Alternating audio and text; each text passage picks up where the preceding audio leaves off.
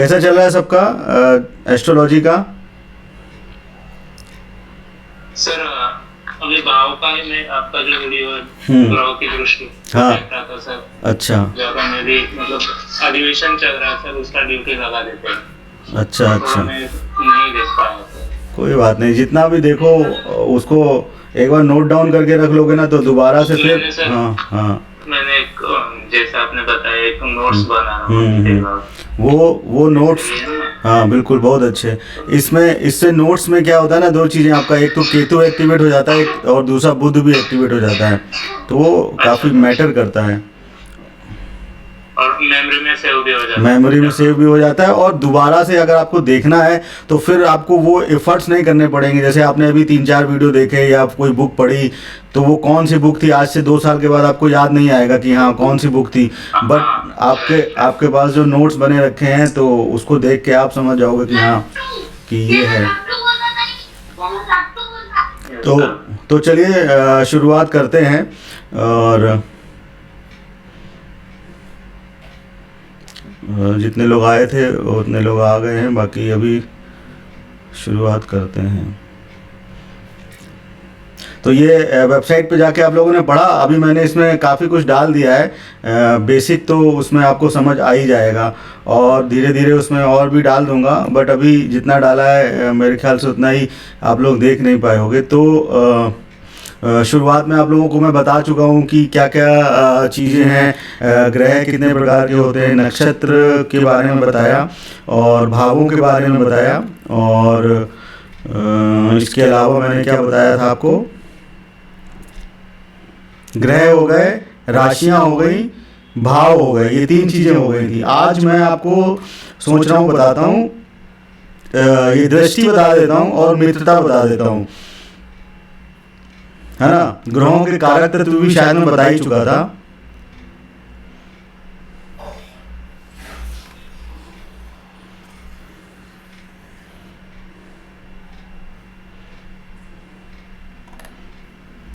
तो ग्रहों के बारे में सबको समझ आ गया। अभी ग्रहों में किसी का कोई इशू नहीं है ना, और जो राशियां हैं, राशियों में भी किसी को कोई इशू नहीं है कि राशियां कैसे देखी जाती हैं, लग्न को कैसे देखा जाता है। और इसके अलावा जो मैंने सारे जो आपको वो बताए थे, भाव 1 नंबर से लेके 12 नंबर तक, वो भी क्लियर है ना, क्योंकि भाव काफ़ी इम्पोर्टेंस रखते हैं। जिस भाव में कौन सा ग्रह होता है, कौन सी राशि होती है, उसके हिसाब से ही फलित होता है। तो यहाँ पर मैंने उस दिन गुणधर्म भी बताए थे, शायद सभी के, सूर्य के, चंद्रमा के बताए थे कि नहीं बताए थे? बताए थे ना।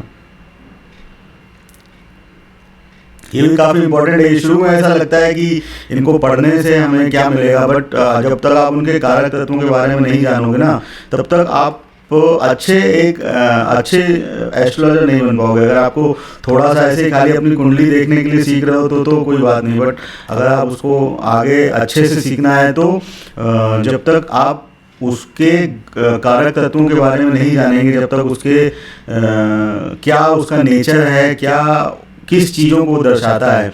अब जैसे शनि, जैसे मैंने बताया था, आपका कर्म को बताता है, शनि से आपका कर्म देखा जाता है। तो जब भी आपकी कुंडली में शनि जहाँ पर स्थित होता है, जिस राशि में स्थित होता है, जिस भाव में स्थित होता है, तो उसको देख करके ये पता लगाया जा सकता है कि आप कौन सा कर्म करोगे और आपको किस क्षेत्र का कर्म करोगे और उस कर्म से आपको प्रभाव मिलेगा कि नहीं मिलेगा, कैसा मिलेगा। इसी तरीके से सूर्य से आपकी जो ऐश्वर्य है, जो आपके फादर हैं, जो आपका नाम होता है, स्प्रेड होता है, वो सूर्य से पता चलता है। तो सूर्य आपकी कुंडली में किस भाव में है, किस राशि में है, वो देख के हमें समझ आता है कि हाँ इस पर्सन को आगे ऐश्वर्य मिलेगा कि नहीं मिलेगा, या फिर उसका नाम होगा समाज में कि नहीं होगा। अब सपोज सूर्य अपनी नीच की राशि में आ गया, उसकी उच्च की राशि मेष होती है और वहां से 7वीं होती है तुला राशि, तो सूर्य अपनी तुला राशि में आ गया, सामने से शनि जो बैठे देख रहे हैं, तो सूर्य क्या हो गया, बाधित हो गया, शनि की दृष्टि भी बढ़ गई और अपनी नीच राशि में भी आ गया। तो वो अपनी क्षमताओं को अच्छे से यूज़ नहीं कर पाएगा। तो इसके बारे में मैं आपको एक बहुत अच्छा एग्जाम्पल देता हूँ कि ये जो ग्रहों की मैत्री होती है, आज मैं पहले आपको बताता हूँ ग्रहों की मैत्री। क्योंकि ग्रहों की मैत्री काफ़ी कुछ उस पर डिपेंड करता है। अगर आपको ग्रहों की मैत्री अच्छे से आ गई तो आपको आगे काफ़ी चीज़ें अच्छे से क्लियर हो जाएंगी। तो ग्रहों की मैत्री से आपको क्या क्या क्लियर होगा? नंबर एक तो आपको ये क्लियर होगा कि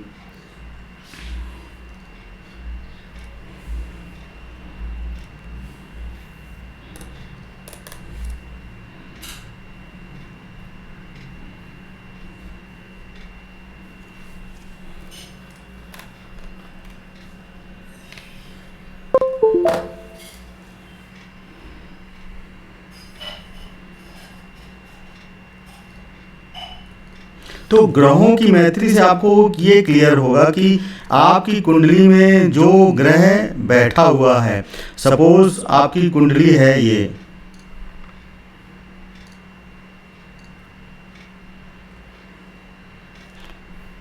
सपोज ये आपकी कुंडली है,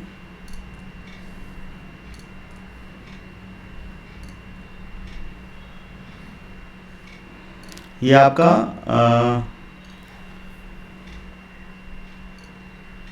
लग्न हो गया।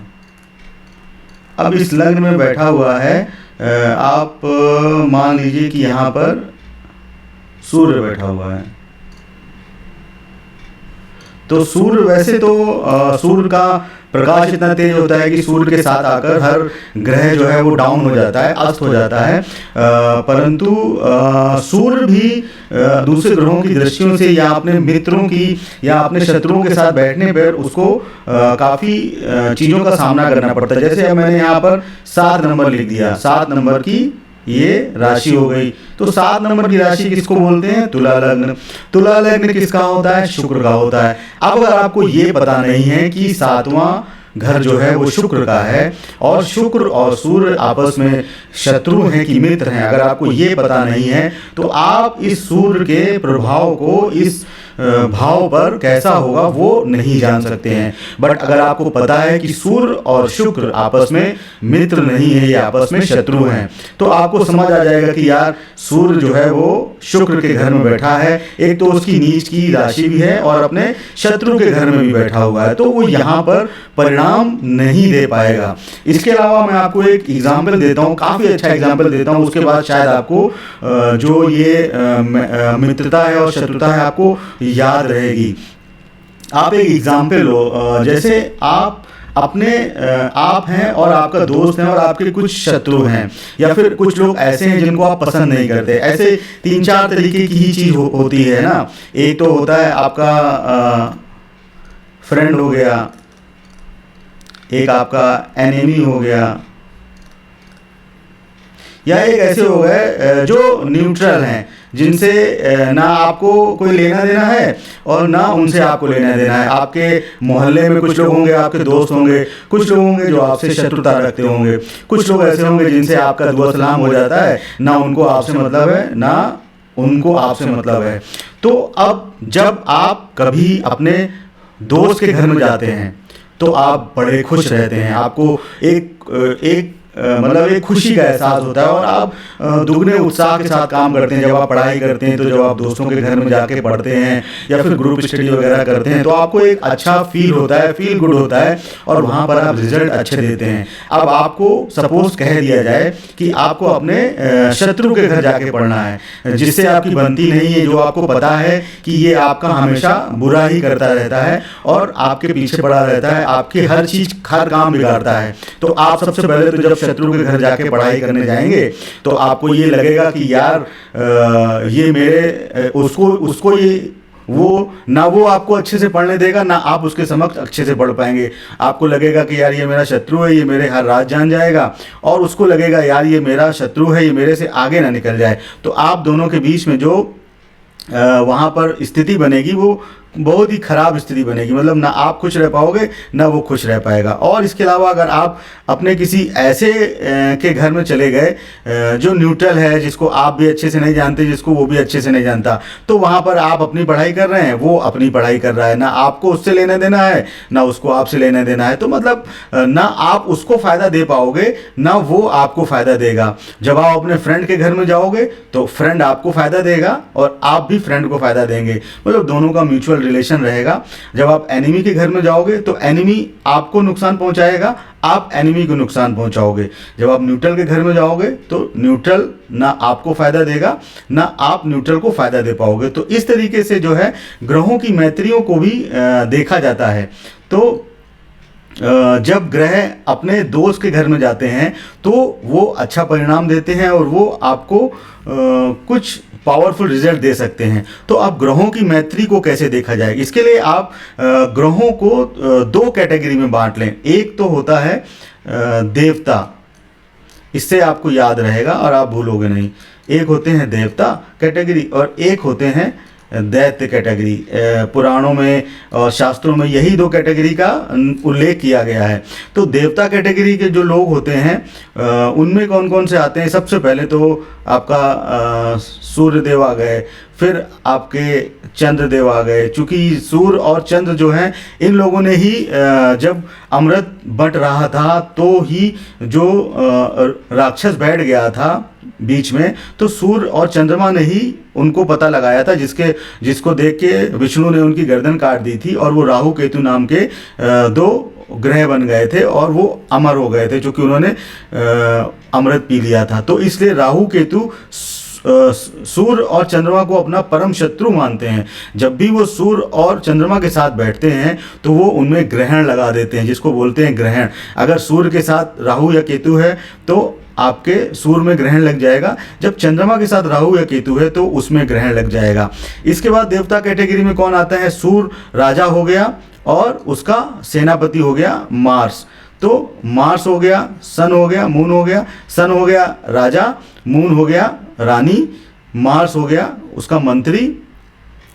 अब इसके बाद आए देवगुरु। देवगुरु बृहस्पति, ये भी आपके देवताओं की कैटेगरी में आ गए। तो 1 2 3 4 ग्रह हो गए। इसके बाद दैत्य में आते हैं सबसे पहले देवगुरु शुक्राचार्य, जो कि दैत्य गुरु शुक्राचार्य, जो कि दैत्यों के गुरु माने जाते हैं। ठीक है, तो शुक्राचार्य आ गए, यानी कि शुक्र हो गए। इसके बाद आ गए आपके शनिदेव। शनिदेव को भी यहाँ पर दैत्यों की श्रेणी में रखा जाता है, चूँकि वो एक धीमा ग्रह है और अपने पिता से उसकी बनती नहीं है और वो अच्छे परिणाम देने में नहीं माने जाते, इसलिए उनको दैत्यों की श्रेणी में ही रखा गया है और ये शुक्र के परम मित्र माने जाते हैं। इसके अलावा यहाँ पर कौन आ गए? राहु आ गए और आ गए आपके केतु देव। ठीक है, तो ये कैटेगरी हो गई। अब बीच में कौन बचा? एक ग्रह बच गया। यहाँ पर हो गए 4, यहाँ पर हो गए 4, एक बचा बीच में बुध देव। बुध देव आपको पता है क्या है? एक बच्चा है। बच्चे की पिता से अच्छी बनती है, ठीक है, बट उसको माँ हर समय टोकती रहती है। घर में आप देखोगे कि माँ ही चूंकि हर समय उस बच्चे को टोकती है, तो बुध देव की माँ से अच्छी नहीं बनती है। उसके बाद बुध की यहाँ पर दैत्यों से सभी से उसकी अच्छी बनती है। शुक्र देव से भी उसकी अच्छी बनती है। शनि देव तो उसके काफ़ी अच्छे दोस्त हैं। राहु उसका काफ़ी अच्छा दोस्त माना जाता है और कुछ हद तक केतु के साथ भी उसकी अच्छी बनती है। अब यहाँ पे देवताओं में उसकी सूर्य के साथ अच्छी बनती है, चंद्रमा के साथ उसकी अच्छी नहीं बनती है, मंगल के साथ भी उसकी अच्छी बनती नहीं है, बट वो न्यूट्रल माना जाता है, और बृहस्पति के साथ भी उतने अच्छे रिलेशन नहीं है। तो बुध को जो है बीच में माना जाता है। बुध को कोई भी ग्रह जो है अपना काफ़ी शत्रु नहीं मानता है, और चंद्रमा एक ऐसा ग्रह है जो किसी को अपना शत्रु नहीं मानता है। न्यूट्रल मान सकता है बट किसी को शत्रु नहीं मानता। तो ये कैटेगरी हो गई देवताओं की और दैत्य की, और बीच में आ गए बुद्ध देव। तो अब जो मैंने आपको बताया वो आपको समझ आ गया होगा अच्छे से, और हो सकता है आप इस चीज़ को अब नहीं भूलेंगे जिस तरीके से मैंने आपको बताया। अब यहाँ पर चलते हैं कि ग्रहों की जो मैत्री यहाँ पर बनाई हुई है मैंने, तो सूर्य का मित्र, एक बार उस टेबल को वापस लाते हैं। तो यहाँ पर देखिए ये जो बनाया हुआ मैंने देवता और तो अब सूर्य को देखते हैं। सूर्य का मित्र कौन है? यहाँ वाले आपस में एक दूसरे के मित्र हैं। ये जो देवता हैं ये आपस में एक दूसरे के मित्र हैं, ये जो दैत्य हैं ये आपस में एक दूसरे के मित्र हैं, और आपस में इन दोनों की नहीं बनती, ना देवता की दैत्य से बनती है और ना दैत्य की देवता से बनती है। परंतु कुछ हद तक कभी कभी वो न्यूट्रल माने जाते हैं, जैसे बृहस्पति और केतु का आपस में अच्छी बन जाती है, बट जो मार्स होता है उसकी ना शनि से बनती है, ना शुक्र से बनती है, ना राहु से बनती है, ना केतु से बनती है। उसी प्रकार से जो सूर्य होता है, सूर्य की ना शुक्र से बनती है ना शनि को वो कुछ हद तक अपना बेटा मानता है तो उसको नुकसान नहीं पहुंचाता, परंतु शनि उसको नुकसान पहुंचाता है। उसी प्रकार से सूर्य को राहु और केतु से तो बिल्कुल नहीं बनती, चूंकि वो उसके शत्रु माने जाते हैं। अब इसके बाद चंद्रदेव की बारी आई, तो चंद्रदेव किसी को भी अपना शत्रु नहीं मानते, वो एक सौम्य ग्रह हैं और वो किसी को भी अपना शत्रु नहीं मानते।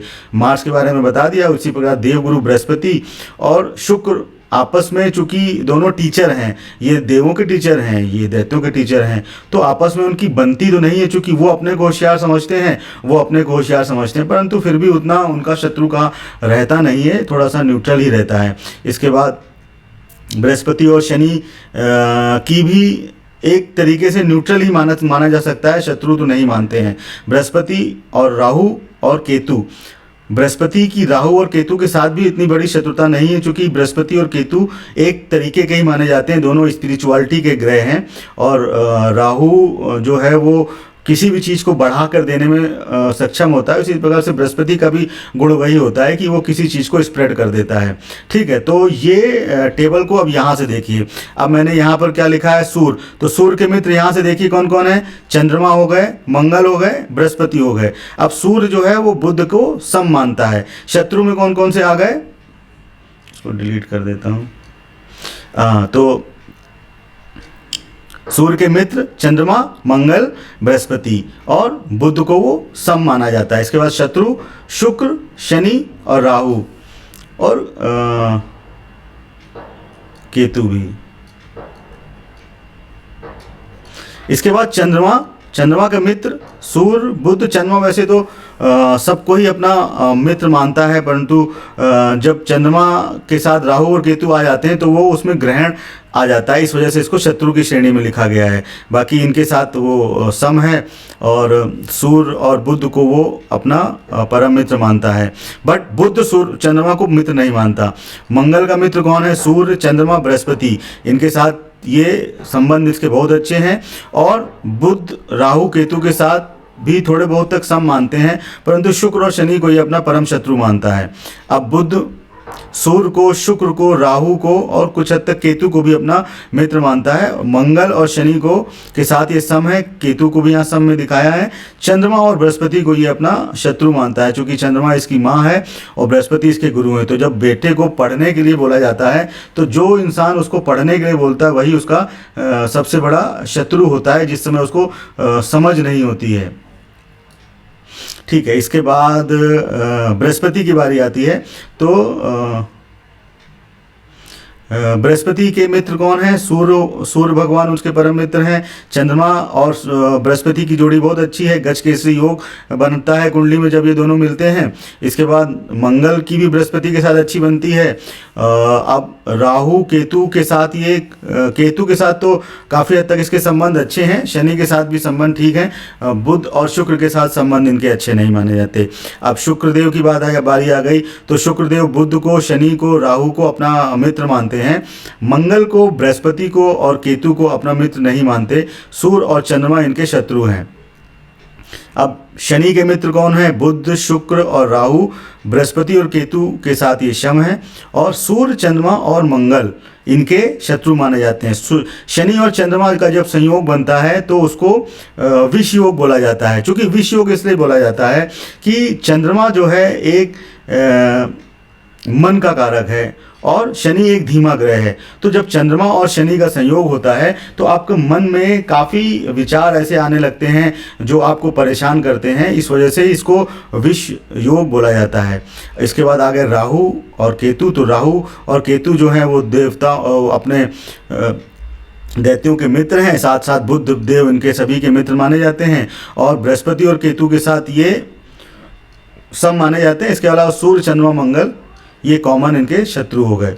तो ये हो गई ग्रहों की मैत्री। ये काफ़ी डिपेंड करती है, जब आपको ये मैत्री कैसे डिपेंड करती है, जब आपकी कुंडली ये होती है, इस कुंडली में जो आपका लग्न होता है, इस लग्न में अगर लिखा हुआ है सपोज 2 नंबर, तो 2 नंबर किसकी राशि हो गई? बताइए, जल्दी बताइए। 2 नंबर राशि कौन सी है?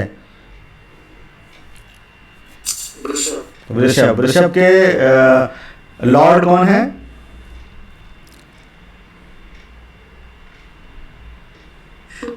शुक्र। करेक्ट। तो यहाँ पर आपका 2 नंबर लिखा है, यानी आपका जो लग्न हुआ ये आपका लग्न है। तो आपका लग्न हो गया शुक्र का, यानी आपका जो लग्न है वो दैत्य कैटेगरी का है। ठीक है, काफ़ी इंपॉर्टेंट चीज़ बता रहा हूँ, उसको बहुत ध्यान से सुनिएगा। पूरी कुंडली का सार है ये जो मित्र और शत्रु वाला टेबल है। और अब जो बता रहा हूँ मित्र और शत्रु, आपको समझ आ गया? किसी को कोई डाउट है? Any doubts? बिल्कुल समझ आ गया ना। तो उसको देवताओं और दैत्यों की 2 कैटेगरी में बांट दीजिए। बीच में बुध को डाल दीजिए। बुध जो है वो दैत्यों को अपना मित्र मानता है और देवताओं में से कुछ को अपना शत्रु मानता है। तो इस तरीके से ये ग्रहों की मैत्री टेबल हो गई। अब काफ़ी इंपॉर्टेंट सूत्र है, इसको आप लिख लीजिएगा, नोट कर लीजिएगा। देखिए, अब जैसे मैंने ये कुंडली आपको बनाई, इस कुंडली में 2 नंबर लिखा हुआ है। 2 नंबर से मतलब हुआ वृषभ।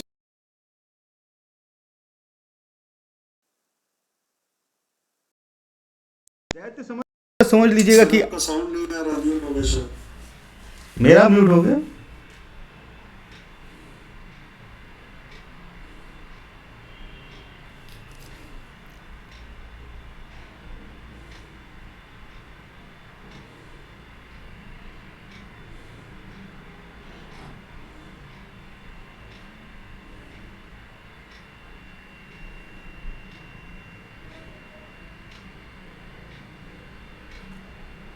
मुझे किसने म्यूट कर दिया? ठीक है, तो अभी आवाज आ रही ना? हाँ सर, अभी आवाज आ रही है?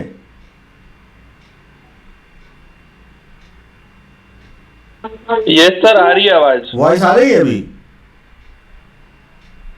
अब आ रही है सर आवाज।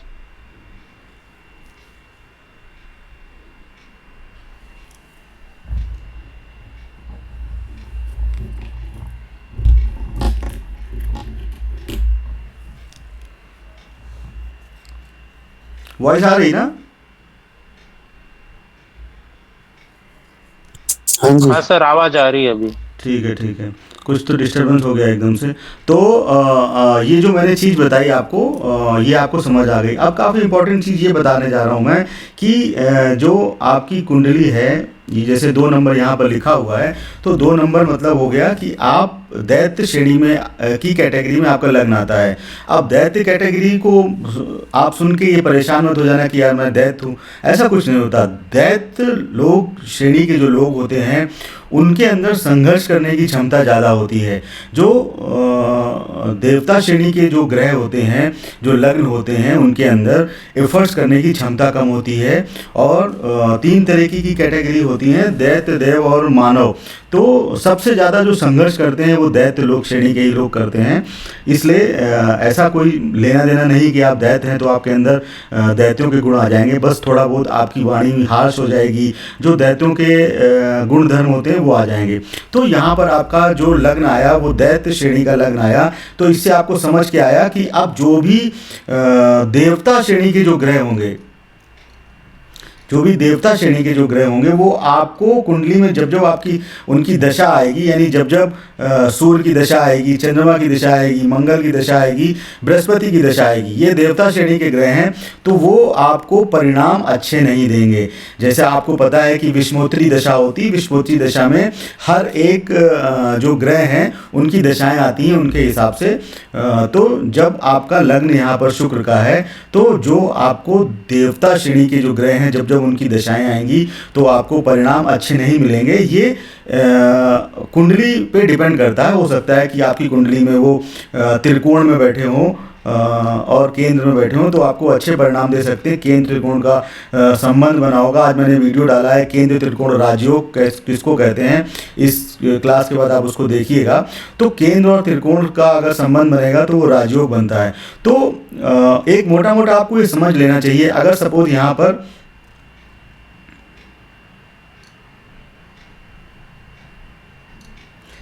पर लिखा हुआ है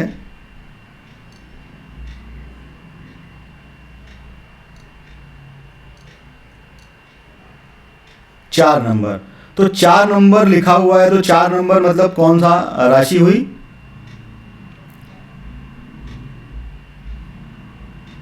कैंसर। ओके, कर्क राशि हुई। कर्क राशि के स्वामी चंद्रमा हुए, तो यानी अब आप देवता श्रेणी के लग्न हुए। तो अब जब जब आपको देवता श्रेणी के ग्रहों की दशाएं आएंगी, सूर्य चंद्रमा मंगल बृहस्पति की, तो वो आपको परिणाम अच्छे देंगी। और जब जब दैत्य श्रेणी के ग्रहों की दशा आएगी, शुक्र शनि राहु केतु, तो ये आपको परिणाम अच्छे नहीं देगी। आपको थोड़ी सी परेशानियों का सामना करना पड़ेगा, क्योंकि आप अपने शत्रु की दशा को भोग रहे हैं। और शत्रु आपकी कुंडली में कहाँ बैठा है उस पर डिपेंड करेगा काफ़ी कुछ कि आपको उस दशाओं का परिणाम कैसा मिलेगा। तो ये तो एक सार है कि दैत्य और देवता श्रेणी के जो 2 कैटेगरी बांटा, उसको आपको अपनी कुंडली में कैसे देखना है।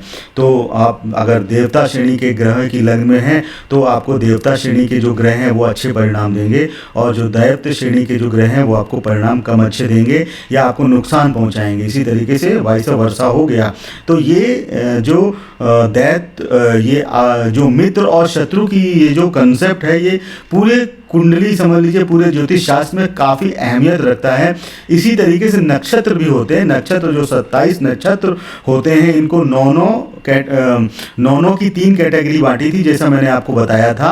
हर एक ग्रह को 3 नक्षत्र दिए जाते हैं, वो भी आपस में मित्र और शत्रु होते हैं। ये इसका ब्रॉड स्वरूप हो गया। जो आप लग्न कुंडली देखते हैं, लग्न के बाद नवमांशा कुंडली जो आती है उसमें नक्षत्रों का काफ़ी कुछ यूज़ होता है। वो उसका ब्रॉड स्पेक्ट्रम है। जैसे आप जूम करके किसी चीज़ को देखते हैं तो वो जूम फैक्टर आ जाता है नक्षत्र में। वो आपको आगे आने वाली क्लासों में बताऊंगा। बट अभी आप ये ग्रहों से ही समझ लीजिए कि ग्रह जो होते हैं आपस में किस तरीके से रिलेशन रखते हैं, किस तरीके से आपको इफेक्ट देने के लिए तत्पर होते हैं और किस तरीके से आपको इफेक्ट दे सकते हैं।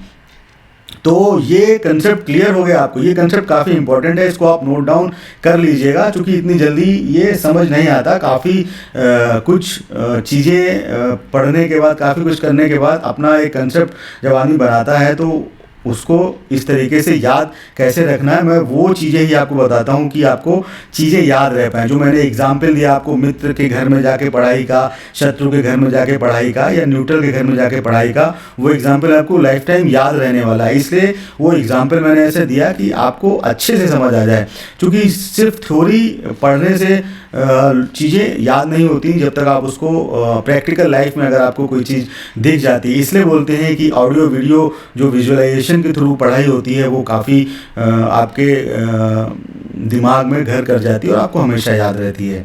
ठीक है, तो ये मित्र और शत्रु की टेबल हो गई।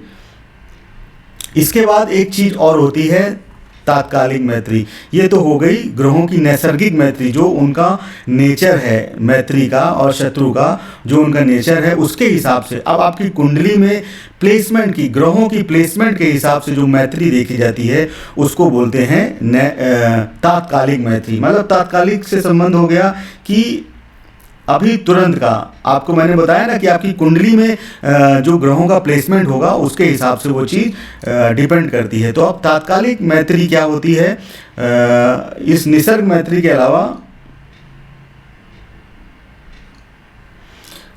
तात्कालिक मैत्री भी देखनी पड़ती है हमको। इसके बाद तात्कालिक मैत्री के अलावा पंचधा मैत्री चक्र भी आता है। दोनों मित्र नैसर्गिक और तात्कालिक के आधार पर पंचधा मैत्री चक्र बनता है। इनके द्वारा ही ग्रहों के 5 प्रकार यानी अधिमित्र, मित्र, सम शत्रु या अधिशत्रु के संबंध बनते हैं। अब सपोज करिए कि आपका जो नैसर्गिक था, नैसर्गिक में आपका आया कि आपका मित्र आया, ठीक है, नैसर्गिक में मित्र आया, तात्कालिक में भी मित्र आया, तो ये क्या हो गया, दोनों मिलके क्या बन गए, अति मित्र। मतलब ये आपकी कुंडली में आपको काफ़ी अच्छा परिणाम देंगे, ठीक है। इसके बाद अगर आपकी कुंडली में कोई नैसर्गिक जो मैत्री है वो शत्रु आई, और आपकी जो कुंडली में जो ग्रहों की प्लेसमेंट है तात्कालिक मैत्री, उसके हिसाब से वो मित्र आया, तो अब शत्रु और मित्र आपस में मिले तो वो क्या बनाएंगे,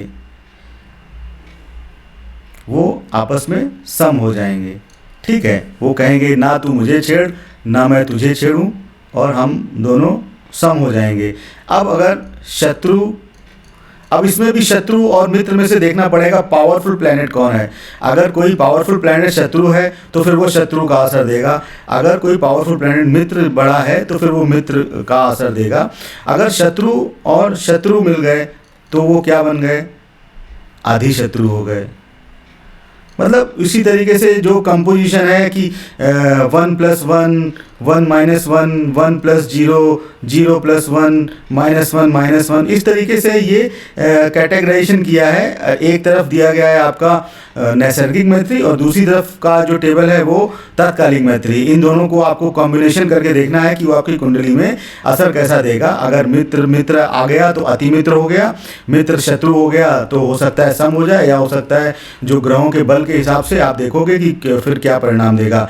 अगर शत्रु प्लस शत्रु हो गया तो अधि शत्रु हो गया, और अगर शत्रु मित्र हो गया तो वो सम हो जाएगा, और अगर शत्रु प्लस कोई न्यूट्रल आ गया तो वो शत्रु ही रहेगा। फिर वो उस ग्रह के पावर को देखेंगे कौन सा ग्रह ज़्यादा बलवान है। उसके लिए भी मैंने एक अपना वीडियो डाला हुआ है अपने यूट्यूब चैनल में। वो यूट्यूब चैनल के जो वीडियोस हैं ना उनको आप देखेंगे तो उसमें बेसिक्स काफ़ी अच्छे से बताई हुई है कि आप ग्रहों के बल को कैसे देख सकते हैं। बिना कुछ जाने आप अपने कुंडली के जो ग्रह हैं उनके बलों को कैसे देख सकते हैं, उसका एक वीडियो है, उसको आप देखेंगे तो आपको पता चलेगा कि आपकी कुंडली में कौन सा ग्रह कितना बलशाली है। ठीक है, अब इसमें किसी को कोई डाउट है तो बताएं।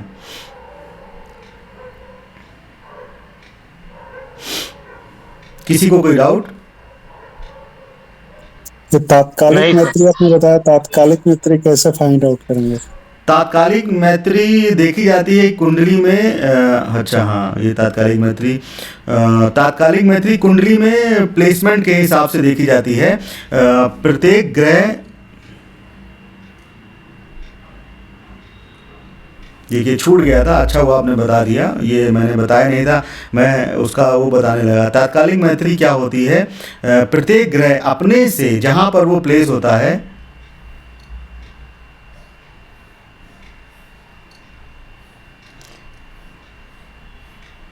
जैसे यहाँ पर कोई ग्रह प्लेस है तो वो अपने से दूसरे, ये पहला हो गया, ये दूसरा, यानी यहाँ पर जो ग्रह बैठा होगा तीसरे, यहाँ पर जो ग्रह बैठा होगा तीसरा, उसके बाद चौथा, यहाँ पर जो ग्रह बैठा होगा चौथा, उसके बाद 11वें यहाँ पर जो ग्रह बैठा होगा, और ये 12वां। ये ग्रह अपने दूसरे, तीसरे, चौथे, 10वां 11वां और 12वां। एक तरीके से आप ये समझ लो कि अगर कोई चीज़ यहाँ बैठी है तो अपने आसपास के 3 स्थान को में जो बैठा हुआ है, यही 3 स्थान हो गए ना, ये यहाँ बैठा है तो पहले से दूसरा, तीसरा, चौथा और यहाँ आखिरी चलेंगे तो 10वां, 11वां, 12वां और पहला आ गया का तात्कालिक मित्र माना जाता है। मतलब ये जो ग्रह बैठा होगा इसके दूसरे, तीसरे, चौथे, 10वें, 11वें, 12वें में जो ग्रह बैठे होंगे वो उसके तात्कालिक मित्र माने जाते हैं। इसके साथ ही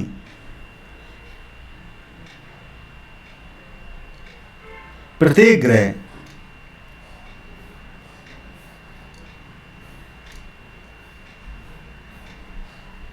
अब कोई ग्रह यहाँ बैठा हुआ है तो प्रत्येक ग्रह अपने साथ वाले 5वें, 5वां, 6वां, 7वां, 8वां और 9वां इन भाव में बैठे ग्रहों का शत्रु होता है। ये घर निकल गया, ये घर निकल गया, ये घर निकल गया, ये घर निकल गया, ये घर निकल गया, ये घर निकल गया, इसमें बैठे हुए आपस में मित्र हैं। और इसके अलावा जो ग्रह बचे हुए हैं 5वां, 6वां, 7वां, 8वां, 9वां, इसमें जो ग्रह बैठे होंगे वो उसके तात्कालिक शत्रु माने जाते हैं। अब आपको तात्कालिक शत्रु, तात्कालिक मित्र निकालने हैं, उसके बाद नैसर्गिक शत्रु, नैसर्गिक मित्र बनाने हैं। उस तरीके से फिर आपका पंचधा मैत्रीचक बनता है कि उसमें आपको मित्र प्लस मित्र देखना है तो अति मित्र हो गया, मित्र प्लस शत्रु आ गया, उसमें कौन सा ज़्यादा वो है तो उस हिसाब से वो मित्र प्लस शत्रु का परिणाम देगा आपको। और इस तरीके से वो 5 तरीके की मैत्री देखी जाती हैं। 5 तरीके की जो मैत्री हैं, अधिमित्र, मित्र, सम शत्रु या अधिशत्रु के संबंध बनते हैं। इनको ही पंचधा मैत्री चक्र कहा जाता है और अक्सर कुंडली में इसको देखने के बाद परिणाम देखे जाते हैं। तो अभी तात्कालिक मैत्री समझ आ गया आपको।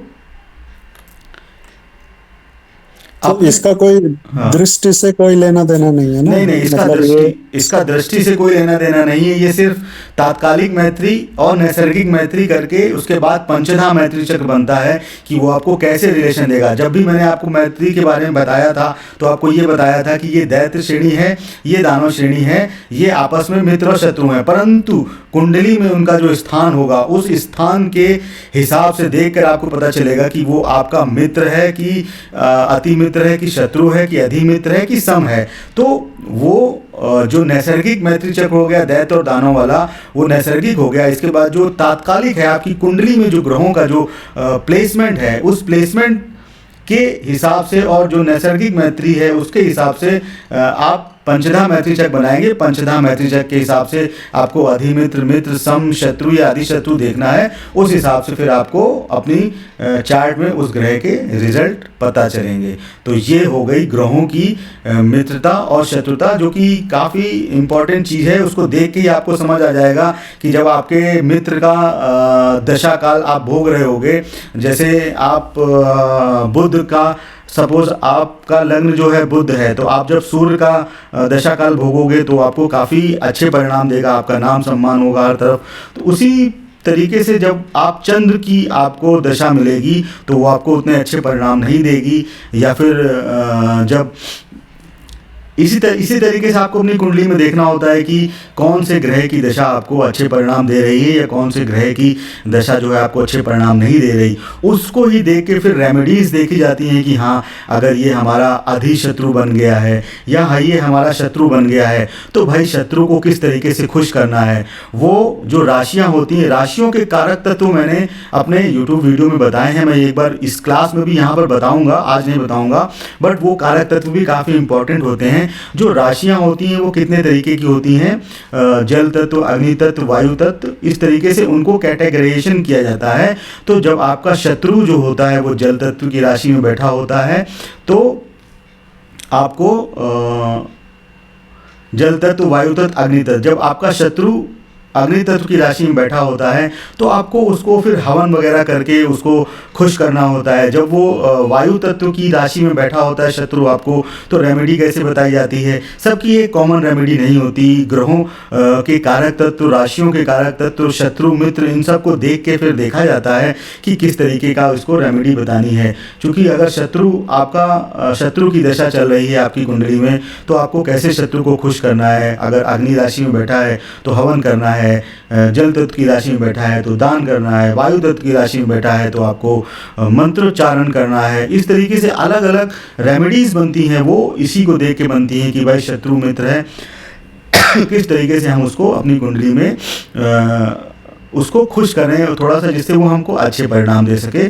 क्योंकि अगर आप शत्रु को भी रोज़ सुबह शाम दुआ सलाम करेंगे, उसका बोलेंगे कि आप बहुत अच्छे हैं, आप बहुत महान हैं, आप बहुत अच्छे हैं, तो हो सकता है कि आप रोज़ दुआ सलाम करते हैं तो जब उसको आपको परेशान करने की बारी आए तो वो आपको परेशान न करके दूसरे को परेशान कर ले। ऐसे इंसान को जो उसको दुआ सलाम नहीं करता, उससे आंख बचा के निकल जाता है, उसको कभी भी वो कुछ ऐसी फील नहीं आती कि यार ये हमारे अंडर है, ये हमको अपने से ऊपर मानता है। अगर ऐसा, जैसे आपके मोहल्ले का जो गुंडे होते हैं, छुटभइये भाई जो होते हैं, तो अक्सर जब वो लोग कुछ नेता वेता बन जाते हैं, नेताओं के संपर्क में आ जाते हैं, तो आप लोग जो इन सब पचड़ों में पड़ना नहीं चाहते, तो अगर आप उठते बैठते उनको दुआ सलाम कर रहे हैं, भाई कैसे हो, आप कैसे हैं, अच्छा है कि नहीं, तो फिर वो आपको उतना परेशान नहीं करेंगे। और जो लोग उनसे थोड़ा सा वो करेंगे कि तू नेता है तो मैं भी नेता हूँ, इस तरीके से जो उग्र से वाले आ जाते हैं या फिर उनको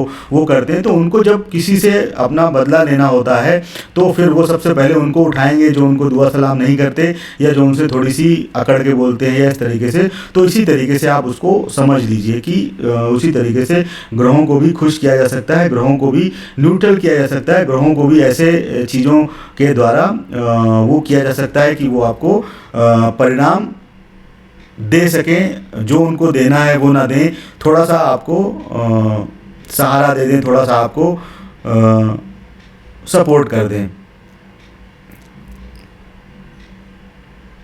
ठीक है, तो कोई क्वेश्चन?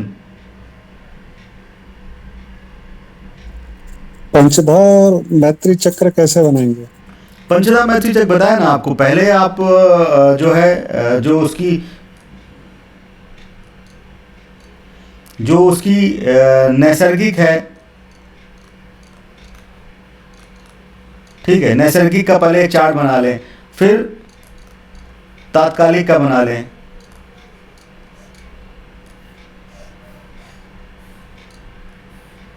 एक एग्जाम्पल आपको दिखा देता हूँ यहाँ पे, ठीक है। सपोज यहाँ पर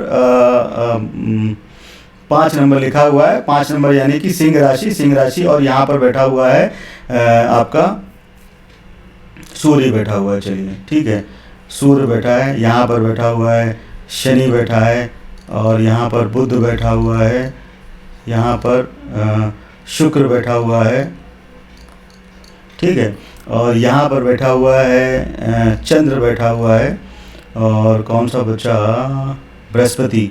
यहाँ पर बृहस्पति बैठे हुए हैं देवगुरु, और कौन से बचे, राहु बचा हुआ है, ये राहु हो गया, उसके साथ में यहाँ केतु आ जाएगा। हो गए ना, 1 2 3 4 5 6 7 8, कौन सा बच गया,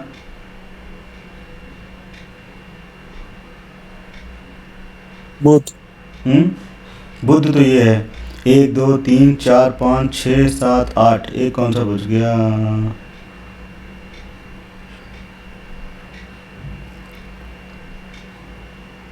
सूर्य चंद्र, अच्छा मंगल बच गया। ठीक है, तो मंगल आ गया। चलिए यहाँ लिख लेते हैं मंगल को।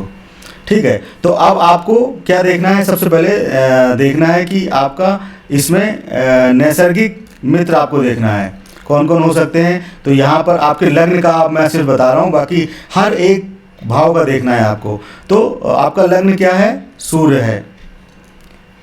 सूर्य के नैसर्गिक मित्र कौन कौन से हो गए, चंद्र हो गए, मंगल हो गए,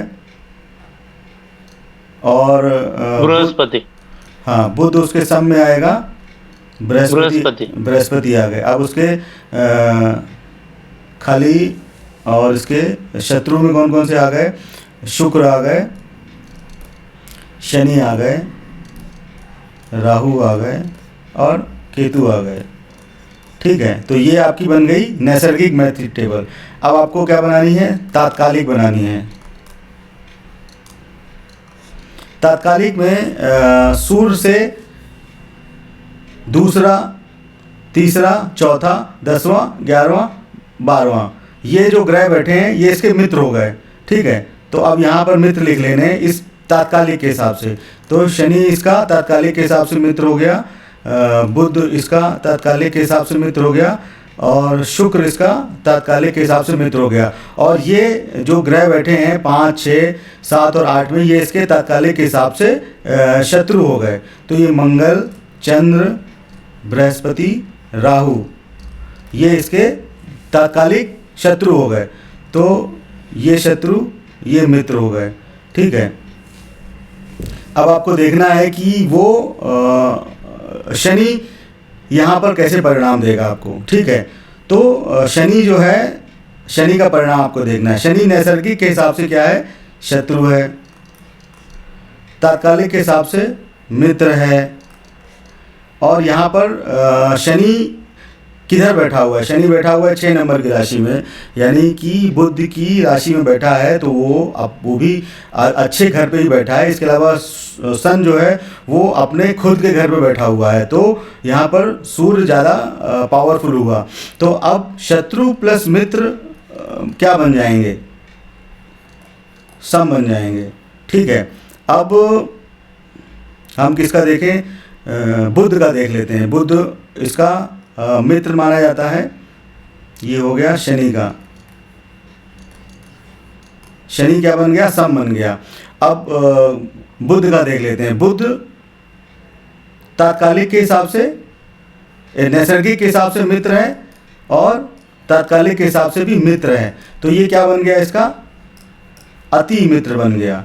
तो जब जब बुध के दशाएं आएंगी सूर्य में, तो ये आपको बहुत अच्छे परिणाम देने वाला है।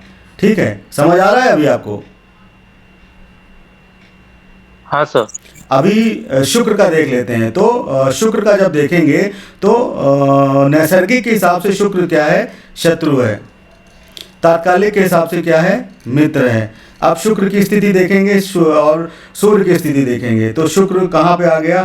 5, 6, 7, 8, 9, 10, 11, 12, 1, 2, 3, यानी बुध के घर में बैठा हुआ है। तो वो भी अच्छी जगह पे बैठा है और सूर्य अपनी अच्छी जगह पे सूर्य तो अपने पावरफुल पोजीशन पे बैठा हुआ है। तो ये इस कुंडली में सम भी हो सकता है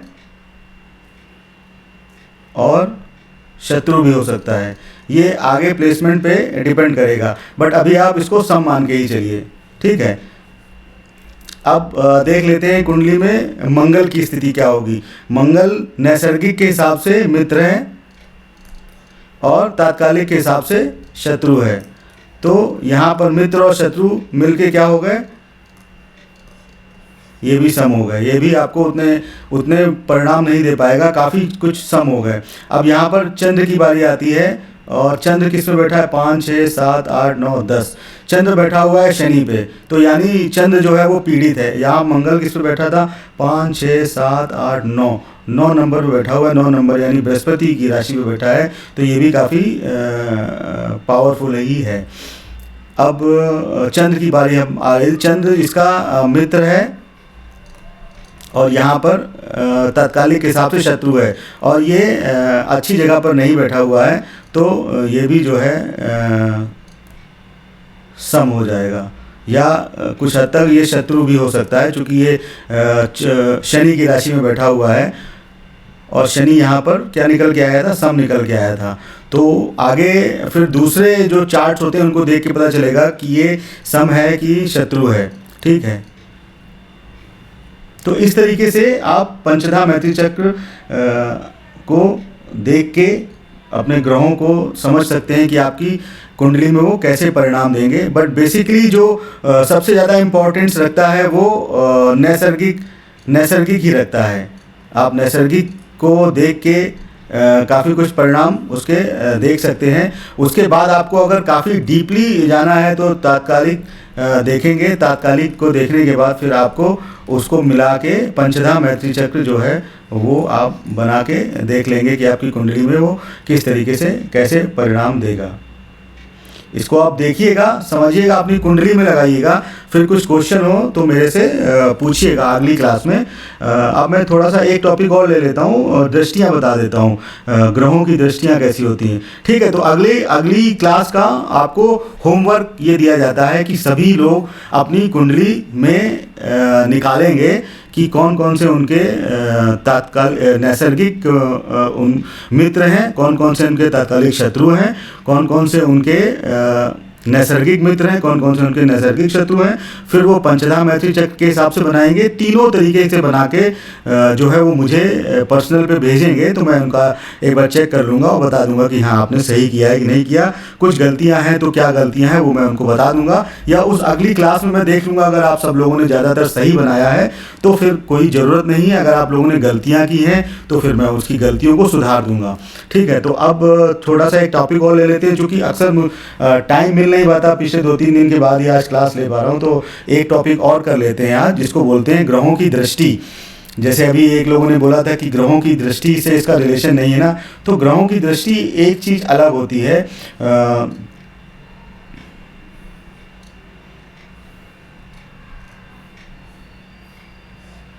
ये घर हो गए 1 2 3 4 5 6 7 8 9 10 11 12, ये काल पुरुष की कुंडली के हिसाब से मैंने बनाया है। तो अब जो भी ग्रह होता है उसकी एक दृष्टि तो कॉमन होती है, वो होती है 7वीं। जो ग्रह यहाँ बैठा होगा वो इस घर को बराबर दृष्टि से देखेगा, जो घर इधर बैठा है वो इस घर को बराबर दृष्टि से देखेगा, जो घर इधर बैठा है, जो ग्रह इधर बैठा है वो इस घर को बराबर दृष्टि से देखेगा, और जो इधर बैठा है वो इसको भी बराबर दृष्टि से देखेगा। तो ये जो 7वीं दृष्टि होती है ये सभी के पास होती है।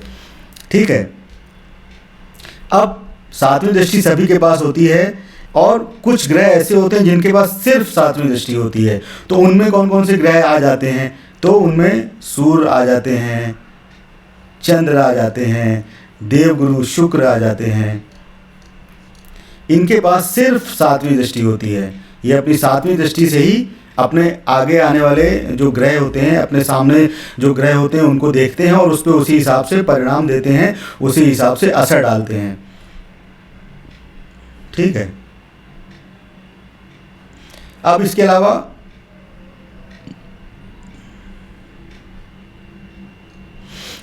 कौन कौन से ग्रह आ गए। मंगल अपने स्थान से चौथा और 8वां स्थान को, यानी मंगल जो है वो किसको किसको देखेगा, चौथा, 7वां और 8वां, इन भावों को वो अपनी दृष्टि से देखेगा। आप दृष्टियां एक कैसे होती है वही बताता हूं आपको।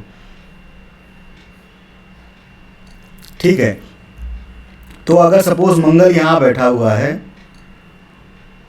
तो मंगल अपने से 7वें को तो देखेगा ही, अब अपने से चौथा, पहला, दूसरा, तीसरा, चौथा, इस घर को भी देखेगा। 7वां घर हो गया, इसके बाद 8वां घर हो गया, 8वें घर, इन 3 घरों को ये अपनी पूरी दृष्टि से देखेगा। अब जो चौथी दृष्टि होती है, चौथा घर किसका होता है, सुख का घर होता है, तो जो उसकी चौथी दृष्टि होती है वो अच्छी मानी जाती है। 7वां दृष्टि क्या होती है, किसी की भी 7वीं दृष्टि जो है वो अपने से नीच के घर को देखता है, चूँकि जो उसकी राशि होती है उसके सामने उसकी नीच की राशि होती है। या कई बार ऐसा होता है कि जो भी ग्रह अपने उच्च में बैठा होता है, जैसे मंगल यहाँ पर मेष राशि में बैठा है, तो सामने कौन सी राशि आएगी, तुला राशि आएगी, तो तुला उसकी नीच की राशि हो गई, मेष उसकी नीच की राशि हो गई। इस तरीके से जो 7वीं दृष्टि होती है वो उसकी नीच की दृष्टि होती है। और 8वीं दृष्टि किसको बोलते हैं, मंगल का पहला और 8वां घर होता है। तो 8वीं दृष्टि वैसे तो इसकी अपने घर की स्वग्रही दृष्टि है, परंतु 8वां भाव किसको बोलते हैं, पीड़ा का भाव बोलते हैं। तो जब मंगल 8वीं दृष्टि से किसी को देखता है तो वो उसको काफ़ी पीड़ा देता है, काफ़ी कष्ट देता है, सर्जरी करा सकता है और ऑपरेशन हो सकता है उसका, एक्सीडेंट हो सकता है उसका। तो इसलिए ये मंगल की जो 8वीं दृष्टि है वो इस तरीके से देखी जाती है। तो ये दृष्टि को देखने के तरीके हैं। इसके बाद मंगल के बाद बारी आती है गुरु। अब गुरु की दृष्टि काफ़ी अच्छी मानी जाती है। तो गुरु की कौन कौन सी दृष्टि दी गई है? 5वां, 9वां।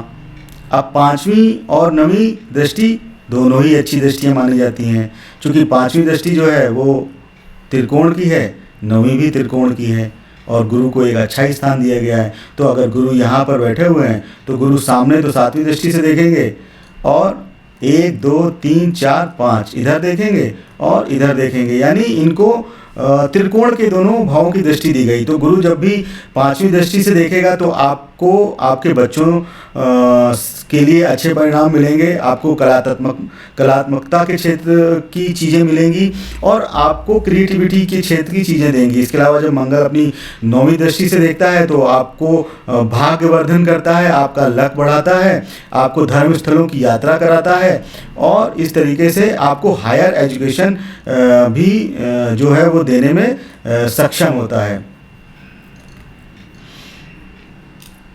और गुरु की जो 7वीं दृष्टि होती है वो भी अच्छी मानी जाती है, क्योंकि गुरु जहाँ पर बैठता है उस घर को वो खराब कर देता है।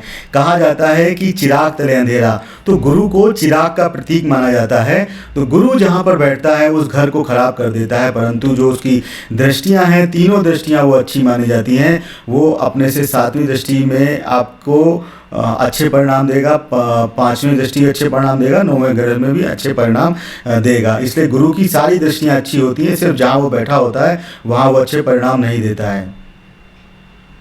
ठीक है, इसके बाद अब मंगल की दृष्टि हो गई, गुरु की दृष्टि हो गई। अब बारी आती है शनि की। तो शनि को कौन कौन सी दृष्टि दी गई? शनि को दृष्टि दी गई हैं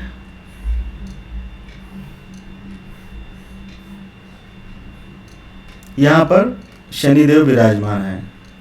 तो शनि को 3री 10वीं दृष्टि दी गई है और 7वीं दृष्टि तो होती है। तो पहला, दूसरा, तीसरा ये दृष्टि है, 7वीं दृष्टि है, इसके अलावा 10वीं दृष्टि है। तो अब दृष्टि परिणाम कैसे देखेंगे?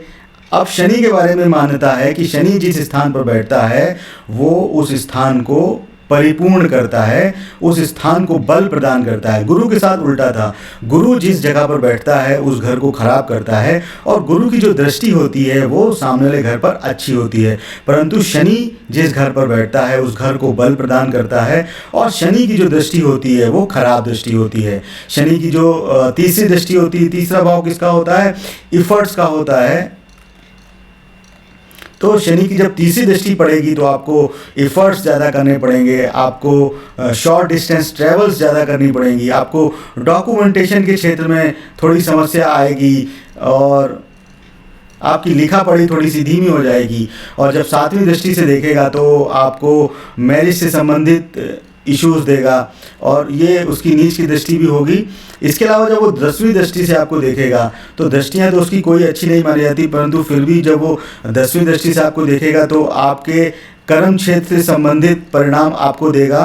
आप जहाँ बिजनेस कर रहे हैं या जॉब कर रहे हैं उस चीज़ों से संबंधित आपको परिणाम मिलेंगे। अब शनि आपकी कुंडली में कैसा है उसके हिसाब से ये 10वीं दृष्टि परिणाम आपको देगी। तो इस तरीके से जो ग्रहों की दृष्टियाँ होती हैं वो इस तरीके से मानी जाती हैं। इसके अलावा राहु अपने स्थान से 7वां, 5वां और 9वें स्थान को पूर्ण दृष्टि से देखता है। 7वां, 5वां और 9वां यानी ये गुरु की तरह देखता है और केतु भी ऐसे ही देखता है, परंतु मैं राहु और केतु की दृष्टि को नहीं मानता हूँ। मैं सिर्फ ये मानता हूँ, जो मेरा एक्सपीरियंस है, जो शास्त्रों में लिखा है वो मैंने यहाँ पर लिख दिया है, परंतु जो मेरा एक्सपीरियंस है राहु और केतु की कोई दृष्टि नहीं होती। केतु की तो वैसे ही सर नहीं है तो उसकी दृष्टि तो बोलना पॉसिबल ही नहीं है, परंतु फिर भी शास्त्रों ने लिखा है, विद्वानों ने लिखा है तो कुछ सोच के लिखा होगा। परंतु जो मेरा एक्सपीरियंस ये बोलता है कि राहु और केतु की दृष्टि नहीं होती। राहु और केतु जिस राशि पर बैठते हैं या जिस ग्रह के साथ बैठते हैं वो उस ग्रह के परिणाम ही आपको देते हैं। सपोज राहु अगर बुध के साथ बैठा हुआ है या बुध के घर पर बैठा है बुध की राशि पे बैठा है तो वो बुध की तरह ही आपकी कुंडली में परिणाम देगा। अगर राहु मंगल के घर में बैठा है, मंगल के साथ बैठा है, तो वो मंगल की तरह आपको परिणाम देगा। आप उग्र हो जाओगे, आप हर चीज़ में लड़ाई झगड़ा करोगे। इस तरीके से राहु और केतु की जो दृष्टियाँ होती हैं वो इस तरीके से देखी जाए तो वो अच्छी तरीके से समझ आती हैं। परंतु अगर शास्त्रों में जो लिखा है वो 5वीं 7वीं 9वीं दृष्टि भी उनकी लिखी हुई है और उनकी भी कोई दृष्टि अच्छी नहीं मानी जाती। वो जहाँ पर बैठते हैं उसको देखना होगा कि राहु आपकी कुंडली में किस पोजीशन पे है, आपका मित्र है कि अति मित्र है, अधिमित्र है, शत्रु है। ये देखने के बाद आपको उसकी दृष्टि से समझ आएगा कि हाँ वो आपको कैसे परिणाम देने वाला है। परंतु जो मेरा विचार है वो यही है कि राहु केतु जहाँ बैठते हैं उस ग्रह के हिसाब से परिणाम देते हैं, उस राशि के हिसाब से परिणाम देते हैं। वो उन ग्रहों को उन घरों को खा जाते हैं, वो उस पर कब्जा जमा लेते हैं। राहु केतु को जो नेता बोलते हैं कि वो हर किसी की ज़मीन पर अपना कब्जा जमा के उसके ऊपर अपना रजिस्ट्री करवा लेते हैं, तो वो घर उसको कब्जा करके भगा देते हैं और अपना कब्जा कर लेते हैं और उसके हिसाब से ही फिर वो परिणाम देते हैं। तो राहु अगर बृहस्पति के घर में बृहस्पति के साथ बैठा है तो उस हिसाब से परिणाम देगा, बुध के साथ बैठा है तो उस हिसाब से परिणाम देगा, और किसी और ग्रह के साथ बैठा है तो उसके हिसाब से ही वो आपको आपकी कुंडली में परिणाम देगा। तो ये हो गई ग्रहों की दृष्टियाँ। और मैं